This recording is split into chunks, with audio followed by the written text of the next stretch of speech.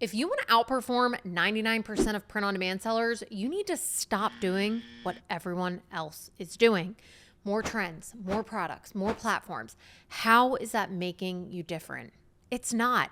If anything, it's keeping you stuck. You need to start thinking like the top 1% actually think. After 6 years, $7 million in print-on-demand sales, and working with over 600 students, I've seen exactly what separates the best from everyone else. And it comes down to 5 principles that have nothing to do with working harder. These principles are about understanding what actually drives sales, building brands that people remember, and creating systems that compound over time. Let me show you what the top 1% of sellers know that everyone else is missing. Let's start with principle number 1, and that's think brand, not products. Most print-on-demand sellers think in products. They pick items at random, whatever seems to be gaining traction, or the newest upload that a print provider is providing on their platform. So they list a bunch of random products and they hope that something sticks. A lot of the time, they're choosing based off of whatever they've been told has the best or highest profit margin. And that's exactly why they stay stuck. You see, the top 1% think in brands. They ask, who are they building this for? What is this brand standing for? And what would make someone want to buy from them instead of anyone else? They also start with a product that everybody already understands, like graphic t-shirts. When you think in terms of brand instead of product, everything changes. Product listings put you in a race to the bottom, but branding creates connection. People choose brands because they connect with what the brand represents. Think about Nike. Nike doesn't just sell athletic wear, they sell the identity of being an athlete. Just Do It isn't about shoes. It's about who you become when you wear them.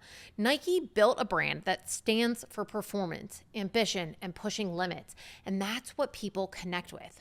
Not the shoes themselves, but what the shoes represent. And here's the key part. Nike is massive now with tons of products, but they started with one product, shoes, and that's exactly what the top 1% do. In print on demand, that product should be t-shirts, not t-shirts and mugs and hoodies and phone cases, just t-shirts. Build the brand around one product, master it, and then start to expand. Principle number 2 is understanding customer psychology first. Most sellers start with random designs. They ask what looks cool, what's trending on Etsy, or what they personally like. And that's the wrong approach because it's designing for yourself and not for your key customer or demographic. The top 1% start with their customers' psychology. They ask what their customer wants to feel, what problems they're dealing with, what identity they want to express, and what actually makes them hit buy. They understand the customer before they create a single design. People don't buy products, they buy based off of their emotions. So take dog moms, for example. They're not buying a shirt because it simply has a dog on it.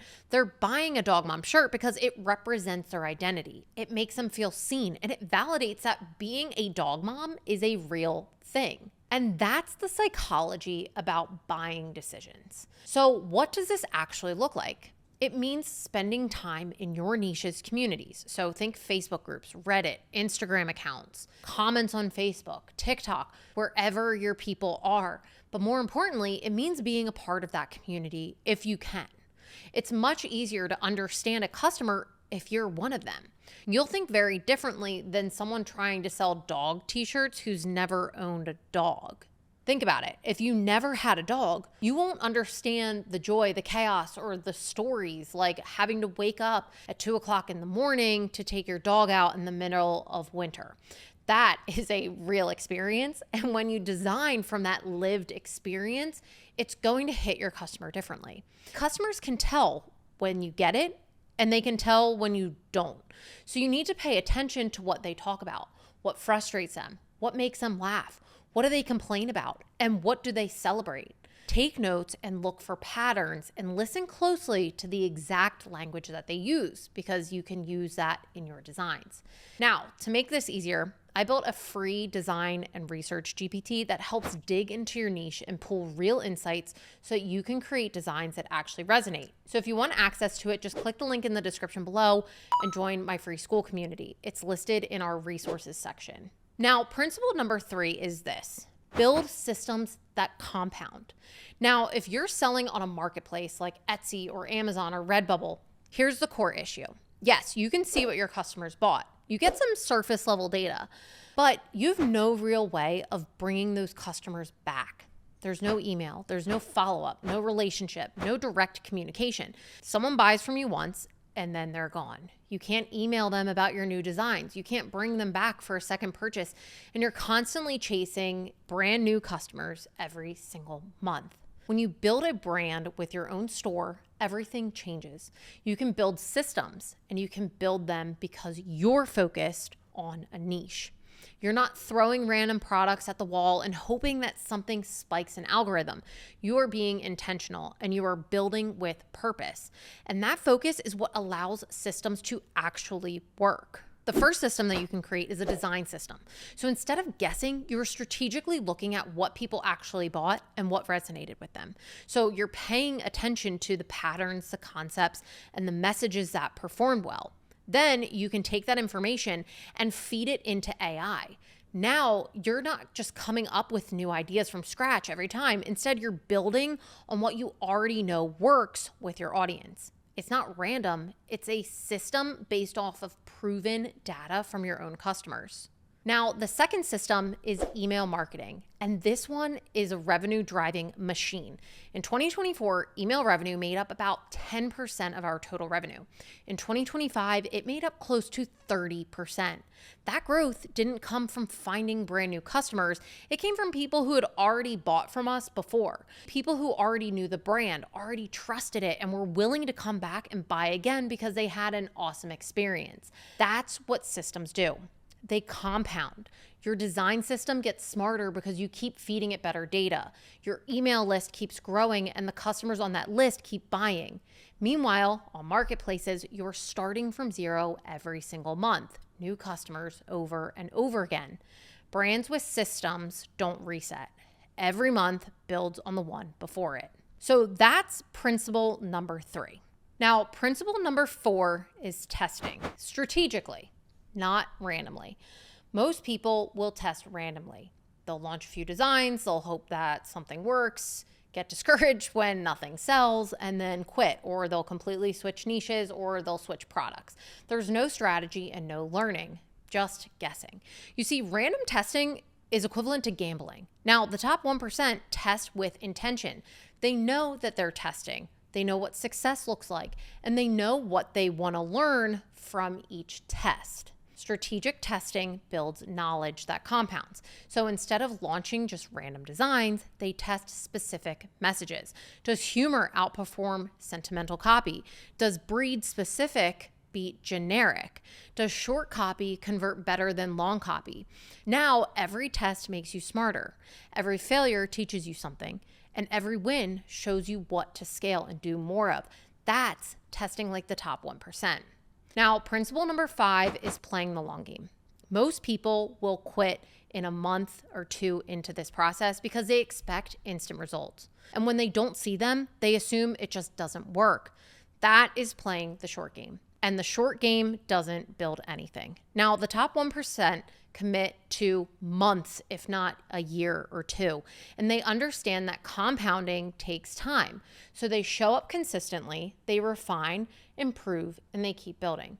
You see, year 1 builds the foundation. Year 2, you start to really build momentum.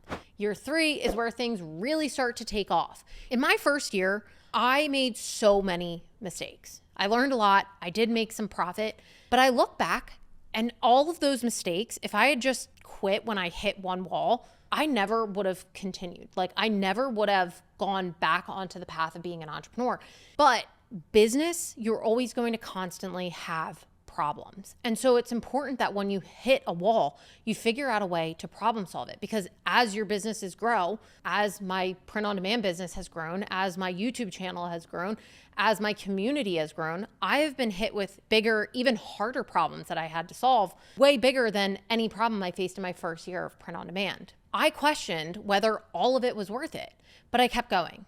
And I'm glad I did, because honestly, in year 2, I had my first store that really started to take off. It wasn't one that was based off of a viral design. It was just an evergreen store. And it was a brand that I ran for over a year. Now, year 3, year 4, year 5, and now going into year 6, I have learned so much. And it's no surprise that from 2024 to 2025, our brand grew 60%, and we're planning for the brand to grow hopefully another 60% in 2026. Now, that doesn't happen if you quit early or you chase the next shiny object.